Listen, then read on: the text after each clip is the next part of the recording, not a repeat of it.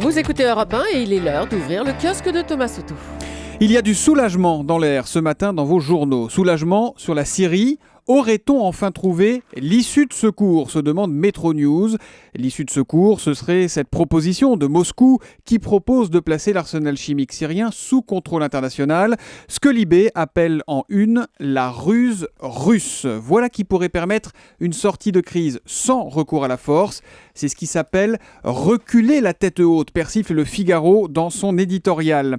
Avec un empressement remarquable, écrit Philippe Gély, les va-t-en-guerre Barack Obama et François Hollande ont saisi la perche que leur tendaient les Russes. Qui les en blâmerait, quand bien même elle se révélerait à terme aussi solide qu'une branche morte, elle peut suffire à les sortir du marécage dans lequel ils se sont jetés. Enfin lâche la Provence, enfin lâche aussi le Parisien. Inespéré embraye l'équipe. Alors là non, ces trois titres-là, Julie, ne parlent pas de la Syrie, mais bien de la douloureuse victoire des Bleus hier soir en Biélorussie. Du soulagement, Julie, je vous disais, du soulagement. On est soulagé. Par ailleurs, vous avez été indigné, Thomas, par une enquête publiée par Aujourd'hui en France. Oui, indigné, le mot est faible, Julie. La double page est titrée « Greffe du rein, un scandale inexcusable ». C'est un des sujets les plus tabous de notre système de santé, écrit le journal. L'égalité d'accès aux soins pour les greffes de rein est un leurre. Et pour le prouver, le quotidien publie un hit parade. Hit parade des temps d'attente selon les régions. Ça va d'un peu moins de 9 mois en Poitou-Charentes à presque 37 mois, plus de 3 ans en Île-de-France. Tout ça parce que les greffons sont gérés région par région. Tout ça n'est pas centralisé. Et un médecin dénonce dans le journal, aujourd'hui, de façon quasi systématique, l'un des deux reins prélevés sur un donneur est attribué à l'hôpital où a lieu le prélèvement. C'est, dit-il, pour motiver les établissements en quelque sorte, et ce, quel que soit le nombre de malades en attente dans cette région.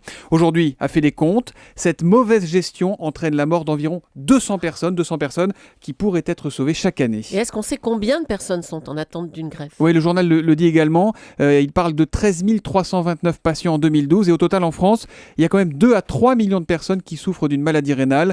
Il est donc peut-être temps de mettre un peu d'ordre dans tout ça. Et puis Thomas, vous avez trouvé un sourire dans la presse ce matin, drôle de sourire oui, d'ailleurs. Très joli sourire. Vous connaissez, Julie, le sourire du plombier ? Pas du tout, non. Le sourire du plombier, c'est quand le pantalon tombe un peu trop et que les fesses, du coup, deviennent un peu trop apparentes. Oh non. Un sourire qui devient une banane quand on s'accroupit. Remonte ton pantalon, titre le bien public, qui revient, c'est très sérieux, sur la charte de la laïcité, pour faire ce constat. Dans les établissements scolaires de Côte d'Or, il est plus question de décence et de bonne tenue que de signes religieux ostentatoires. Je sais pas vous, Julie, mais à mon avis, l'adolescent qui va découvrir son arrière-train en gros plan à la une du journal ce matin va profiter de la récré pour aller s'acheter une ceinture aujourd'hui.